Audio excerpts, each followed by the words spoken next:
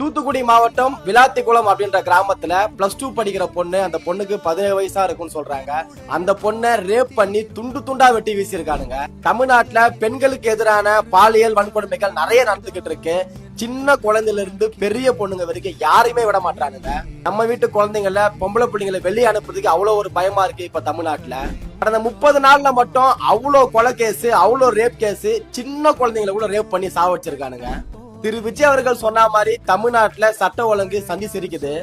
நானும் திமுகவுக்கு தான் ஓட்டு போட்டேன், நானும் ஒரு டிஎம்கே சப்போர்ட்டர் தான். ஆனா நம்ம வீட்டு பிள்ளைங்களுக்கு இதே மாதிரி நடந்தா நம்ம சும்மா இருப்போமா? இதையெல்லாம் முட்டு கொடுக்க என்னால முடியாது. தமிழ்நாடு காவல்துறை என்னதான் பண்றாங்கன்னே தெரியல. கடந்த 1 மாசத்துல மட்டும் அவ்வளவு ஒரு கிரைம் நடந்திருக்கு தமிழ்நாட்டுல. இதை எதையுமே அவங்களுக்கு கவனிக்கிறதுக்கு டைம் கிடையாது. சிஎம்ஓ இல்ல டெப்டி சிஎம்ஓ டைரக்டா இந்த மாதிரி விஷயத்துல இன்வால்வ் ஆகி இந்த மாதிரி விஷயம் தமிழ்நாட்டில் இனிமே நடக்கவே கூடாது, அதுக்கான ஆக்ஷன் அவங்க கண்டிப்பா எடுக்கணும். தமிழ்நாட்டுல சின்ன சின்ன பசங்க எல்லாம் கையில கத்தி எடுக்கிறாங்க, கஞ்சா போதை இது எல்லாத்துக்கும் வந்து அடிக்ட் ஆகுறாங்க. இது எல்லாத்துக்குமே தமிழ்நாடு அரசு ஒரு முற்றுப்புள்ளி வச்சே ஆகணும்.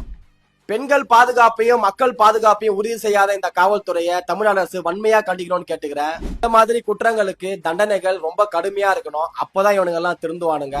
காவல்துறைக்கு ஒரே ஒரு வேண்டுகோள் தான், அப்பாவி மக்களை புடிச்சு லாக்அப் இடத்துல சாவடிக்கிறத விட்டுட்டு இந்த மாதிரி கிரைம் நடக்கிற இடத்துல போயிட்டு தயவு செஞ்சு அவனுங்களை புடிச்சு என்கவுண்டர் பண்ணுங்க.